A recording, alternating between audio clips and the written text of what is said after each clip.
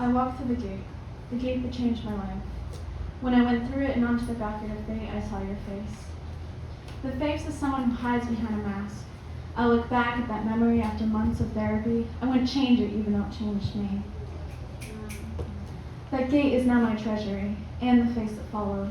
The face that made me believe in love, but then broke me when I was vulnerable, and gave me too much to swallow. Now I feel hollow. You left me in pieces for your own reasons, and now I wonder, how would have my life been changed if I didn't walk through that gate?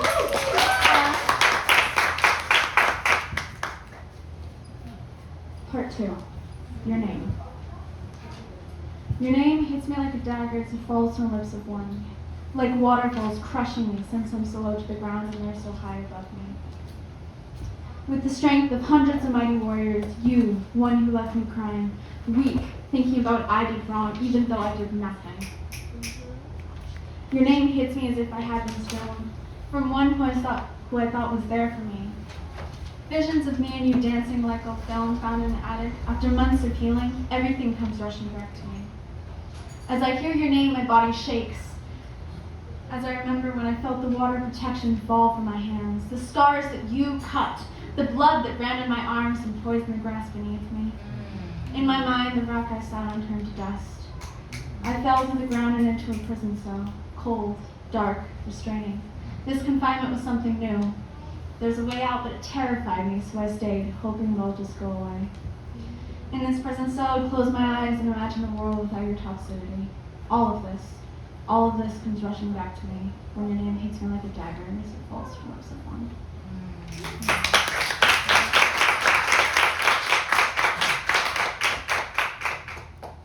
Part 3. Thank you letter. Dear X, go find someone great, but don't find someone better. I hope you're happy, but don't be happier than when you were with me. It's egocentric, I know, I just can't let you go, even though you treated me so poorly. Why can't we go to how it was before? I miss all the kisses and hugs when I was the one you loved, when I was the one you cared for, the one you were there for, the one you fell for, until I found myself crying on the bathroom floor. Even though you swore that you would never leave me, that you would never hurt me, that you'd never lie to me, that you would respect me, and my no. But those promises were felt. When I needed you the most, you didn't show. Once my tears overflow, the first time I saw your darkened soul. You never caught me when I fell. You're so unreliable. When I was with you, I was never in to tell, but now I do. So I want to say thank you for everything you put me through. I did everything for you. But now I know that I matter. You struck me with the dagger that I gave you, and our relationship was torn and tattered, made me feel like a goddamn fool. You play me like a puppet when I'm pulling out my strings. Does it sting that I used to the pain? Does it hurt that you became the fuel to my flame? You made me who I am today, and you can't tell me what to do. Not everything's about you. I wasn't able to say this 3 months ago, but finally, for the first time, I'm saying no. Yes. You can't hurt me anymore, you can't manipulate me anymore. Those 2 letters together are powerful. Yes, I'm holding you accountable because you're responsible for everything you did to me.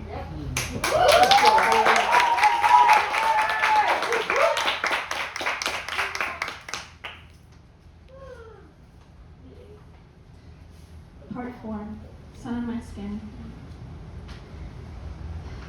The sun shines down on my untouched skin. No, that's a lie. My skin has been touched, by the hands of one who did not deserve to touch me, and even then my body isn't to be won. I feel emotions stir up inside my soul, and I wonder, do they remember, do they know that what they did was wrong? Perhaps they didn't. Maybe I should have. No, I can't think like that. We don't want that civil war inside of me to grow. I thought you and I had chemistry. I thought you were going to show me the good in humanity. Now I see the sun is dimming. I need to stop. I'm not being fair to myself. I'm letting myself get hunted and killed. You and I thought we were going to be like tall buildings reaching through the sky. But I'm now to discover, under that mask of yours, you're really a villain in disguise. Yes, a villain. In my story, you're the villain of this chapter. A villain who's made me dance this dance over and over again and never stopped until I called it quits. You kept breaking my muscles, but they grew back stronger than ever before. And now that I've tipped you off the pedestal, it's time for me to work on myself. My confidence hides most of the time, and the love that I have for myself is limited. But soon I will be on that pedestal, the sunshine, my resilient skin.